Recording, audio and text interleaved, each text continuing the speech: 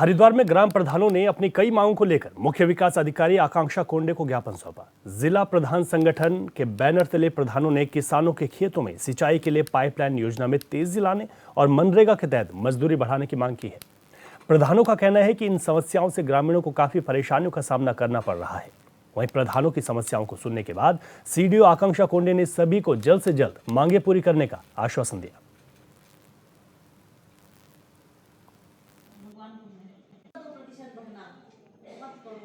देखिए, पहले जो नरेगा की हमारी मजदूरी है उसके जो रेट हैं उसको लेके उन्होंने थोड़ा अपनी व्यक्त की है परेशानी, जिसको लेके ये शासन के स्तर का मामला है। इसीलिए शासन को जो है कई बार इसके पूर्ण पहले भी बताया गया है।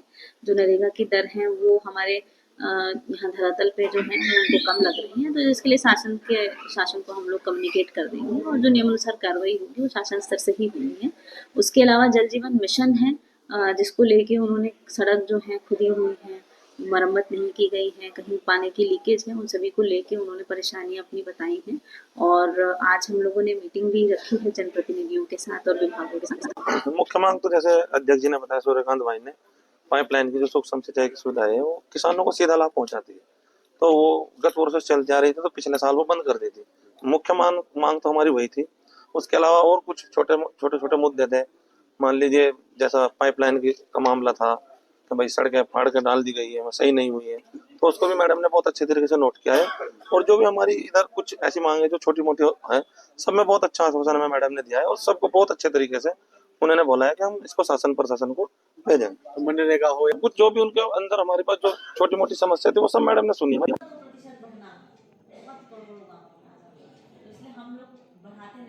तो ग्रामीणों ने अपनी समस्याएं बताई हैं। हमारे संवाददाता हरिद्वार से मनोज कश्यप हमारे साथ लाइव जुड़ गए, उनसे विस्तार में समझ लेते हैं। मनोज, जिस तरीके से जो दिक्कतें हैं किसानों के सामने आई हैं, वो पहले तो सबसे पहले उनकी परेशानियों को बताएगा कि कितने वक्त से उन परेशानियों को झेल रहे हैं और मुख्य जो दिक्कतें हैं, जो मांग उन्होंने की है, वो क्या क्या है?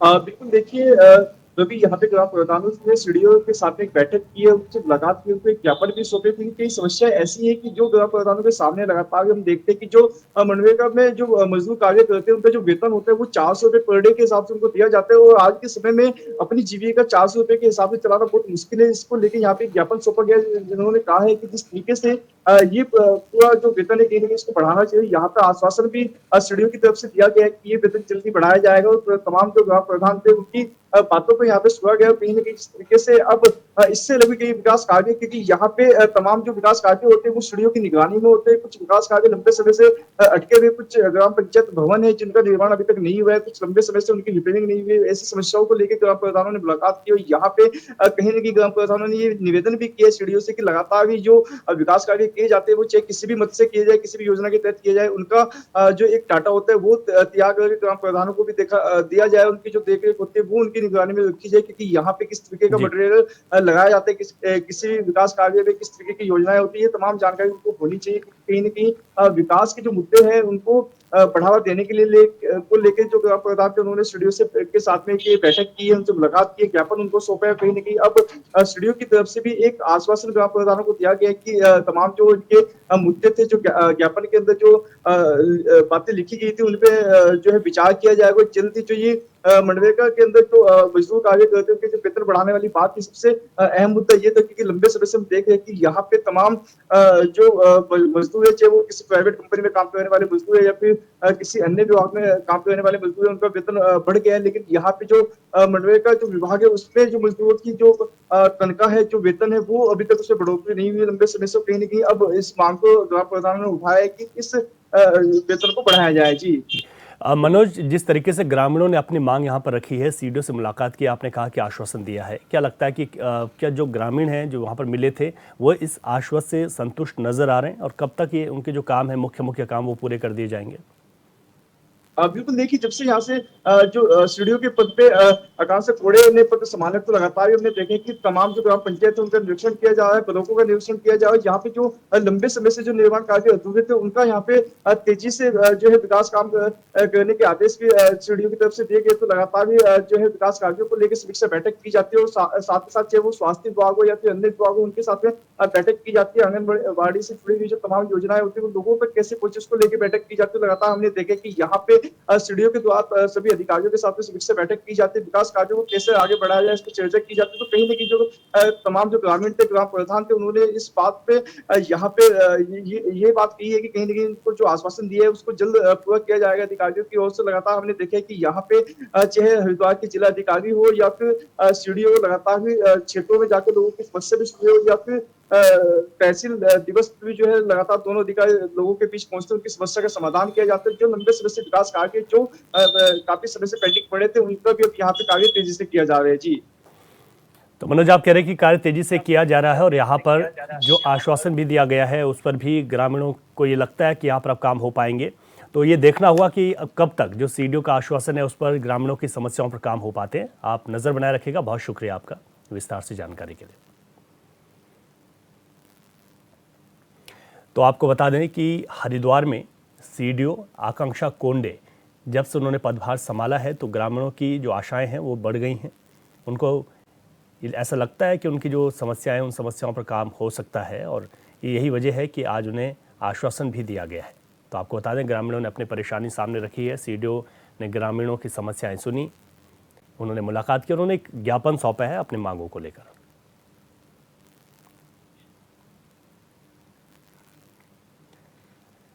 केंद्रीय राज्य मंत्री रवनीत सिंह गोरखपुर दौरे पर रहे, जहां उन्होंने गोरखनाथ मंदिर में दर्शन पूजन किया। वहीं मीडिया से रूबरू होते हुए केंद्रीय राज्य मंत्री ने मुख्यमंत्री योगी आदित्यनाथ की तारीफ की। उन्होंने कहा कि सीएम योगी ने नाथ परंपरा को न केवल भारत बल्कि पूरी दुनिया में फैलाया है। उनकी इन कोशिशों से इस परंपरा को वैश्विक पहचान मिली।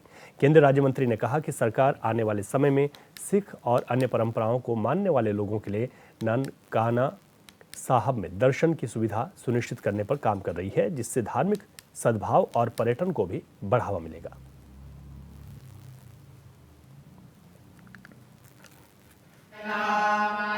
योगी जी ने कहा, जैसे करतारपुर साहिब गुरुद्वारा गुरु नानक देव जी का हमारे प्राइम मिनिस्टर मोदी जी ने बहुत बड़ी कोशिश करके वो गुरुद्वारा अब लोग दर्शन करने जा सकते हैं।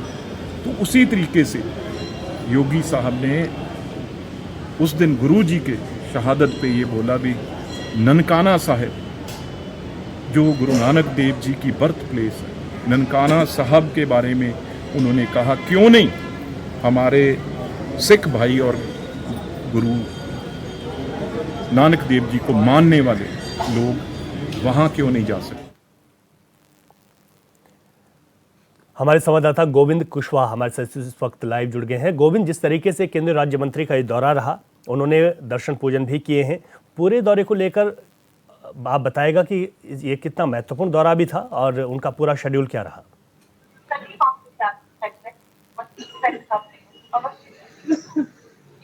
सुन पा रहे हैं आप गोविंद? ठीक है, गोविंद तक अभी हमारी आवाज़ नहीं पहुंच पा रही। एक बार फिर से उनके साथ जुड़ने की कोशिश करेंगे। तो आपको बता दें कि रवनीत सिंह ने सीएम योगी की तारीफ की। सीएम योगी ने नाथ परंपरा को दुनिया में फैलाया, ऐसा रवनीत सिंह ने कहा। आज केंद्रीय राज्य मंत्री रवनीत सिंह का दौरा काफ़ी महत्वपूर्ण भी है, क्योंकि राज्य मंत्री ने यहाँ पर गोरखनाथ मंदिर में दर्शन किए, साथ ही सीएम योगी की उन्होंने तारीफ की। उन्होंने कहा कि विकास के काम जो है वो आगे बढ़ रहे हैं, हमारी परंपराएं भी किस तरीके से आगे बढ़ानी है ये भी अपने आप में महत्वपूर्ण है और इस पर सरकार बेहद गंभीरता के साथ काम भी कर रही है। तो केंद्रीय राज्य मंत्री रवनीत सिंह ने अपने दौरे के दौरान कहा कि मुख्यमंत्री योगी आदित्यनाथ के जो कार्य हैं वाकई में काबिल तारीफ है और यही वजह रही कि वो उनकी तारीफ करते हुए नजर आए।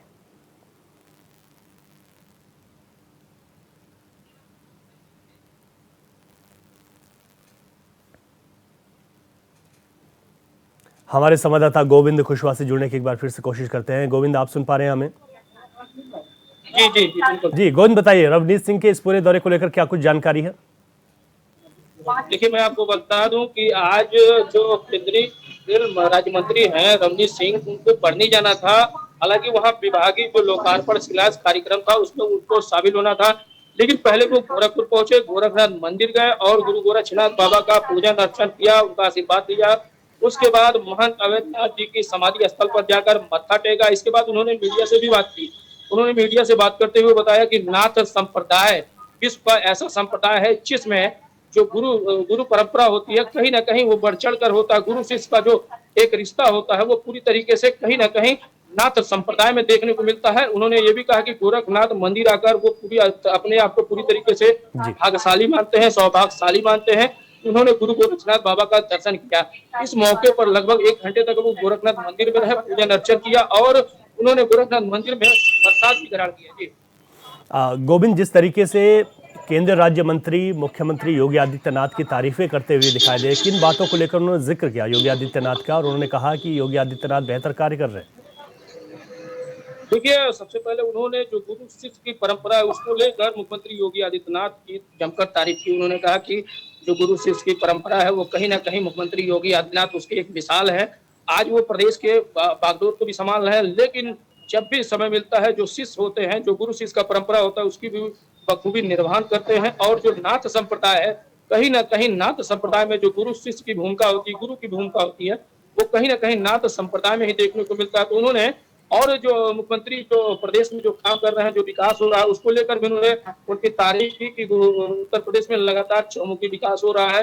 प्रदेश का बागडोर जब से सीएम योगी आदित्यनाथ के हाथों में आया है तब से गोरखपुर के साथ ही पूरे पूर्वांचल और यूपी में निरंतर विकास हो रहा है। तो उन्होंने तमाम जो मुख्यमंत्री के कामों को लेकर तारीफ भी किया। जी ठीक है गोविंद, बहुत शुक्रिया आपका, जिस तरह से आपने जानकारी दी और आपने बताया कि जिस तरीके से मुख्यमंत्री योगी आदित्यनाथ काम कर रहे हैं उनकी तारीफ की है। आगे बढ़ते हैं। जालौन के कस्तूरबा आवासीय विद्यालय पिंडारी में पढ़ने वाली आधा दर्जन छात्राओं की अचानक तबीयत खराब हो गई। फीवर, पेट दर्द और चक्कर आने की शिकायत पर उन्हें इलाज के लिए प्राथमिक स्वास्थ्य केंद्र पिंडारी में भर्ती कराया गया, जिसमें 2 की हालत बिगड़ने पर उन्हें हायर सेंटर उरई रेफर किया गया है, जिसमें से एक छात्रा की इलाज के दौरान मौत हो गई। सूचना मिलते ही डीएम और एसपी से लेकर वरिष्ठ अधिकारी मौके पर पहुंचे और मामले की जांच में जुट गए। वहीं मृतक छात्रा के शव को पुलिस ने पोस्टमार्टम के लिए भेज दिया।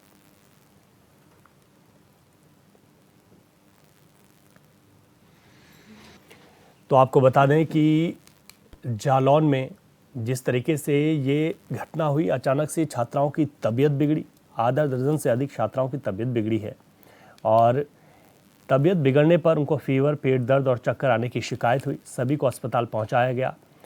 हालांकि दुखद घटना यह है कि इलाज के दौरान एक छात्रा ने दम तोड़ दिया। मौके पर वरिष्ठ पुलिस के अधिकारी पहुंचे हैं, जो कि जांच में जुटे हुए हैं कि आखिर क्या वजह हो सकती है छात्राओं की तबीयत का ख़राब होना। और जिस तरीके से उल्टी, पेट दर्द और फीवर की जो बात आई है, उसमें एक छात्रा की मौत के बाद हड़कंप भी ज़रूर मच गया है। अब यहाँ पर तमाम जो वरिष्ठ अधिकारी हैं वो इस पूरे मामले की जांच में जुट गए हैं।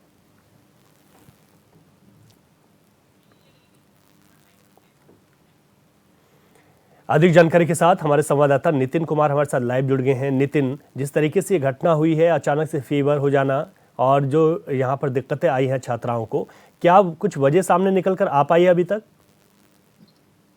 रवि, बता दूं कि जैसा ये पूरा मामला है कस्तूरबा आवासीय बालिका विद्यालय पिंडारी का है, जहां पर कल की रात एक छात्रा की तबीयत बिगड़ती है, जिसका नाम छाया है। कक्षा 6 में पढ़ने वाली यह छात्रा है जिसकी तबीयत बिगड़ी थी। उसको आनन फानन में प्राथमिक स्वास्थ्य केंद्र में भर्ती कराया गया। पिंडारी में ही जो विद्यालय प्रशासन है उनके द्वारा भर्ती कराया गया। वहां पर उसकी हालत बिगड़ी तो उसको राजकीय मेडिकल कॉलेज उरई के लिए रेफर कर दिया गया, लेकिन रास्ते में ही छात्रा ने दम तोड़ दिया, उसकी मौत हो जाती है। जहां मेडिकल छात्रा पहुंचती है तो वहां डॉक्टर उसे मृत घोषित कर देते हैं। इस पूरे मामले को लेकर जिलाधिकारी राजेश कुमार पांडे ने एक टीम गठित की है जो पूरे मामले की जांच करेगी। वहीं बता दूं कि इस छात्रा की मौत के बाद इस विद्यालय में अन्य 5 छात्राओं की भी तबीयत खराब हो जाती है, जिसको लेकर जो आला महकमा है, जिलाधिकारी राजेश कुमार पांडे, पुलिस अधीक्षक डॉक्टर दुर्गेश कुमार देर रात विद्यालय जाते हैं, वहां पर जांच पड़ताल करते हैं। जो विद्यालय प्रशासन है उनसे बात की गई है,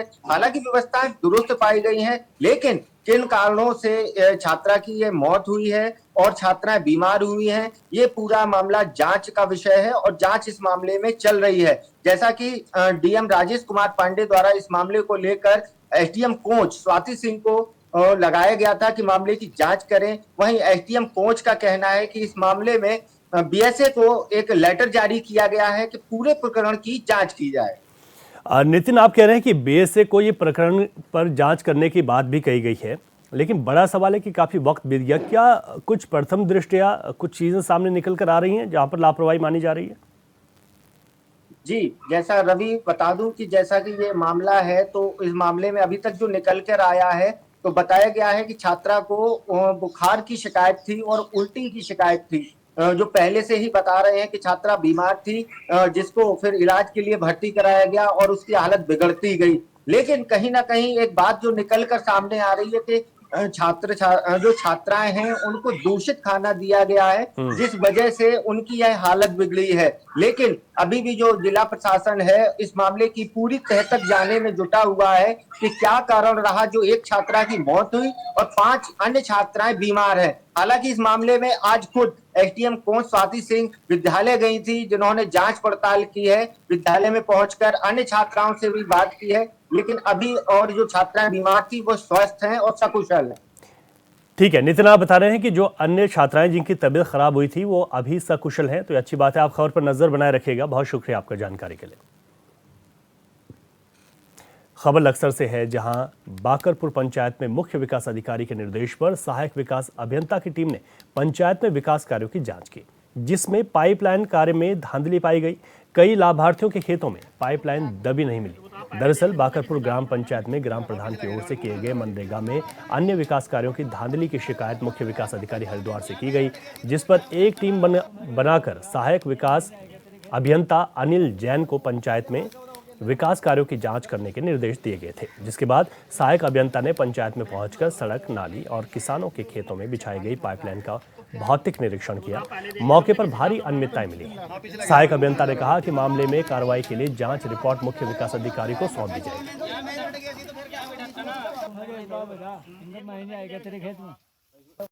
सर, हमारे गांव में सिद्ध बाबा की ओर नाला खुदा हुआ था, उसमें नाले में सफाई कार्य कराया था।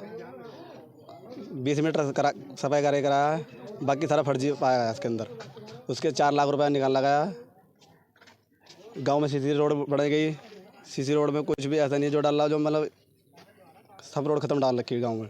मुख्य विकास अधिकारी को प्रार्थना पत्र दिया था और उस प्रार्थना पत्र पर आज जैन साहब जांच करने के लिए आए हैं और जांच में कई जगह पाया गया है कि कुछ किसानों के खेत में फर्जी पाइपलाइन दिखाकर उसका पेमेंट मटेरियल प्लस लेबर का निकाल लिया गया है, जिसने जैन साहब ने भी देख लिया है।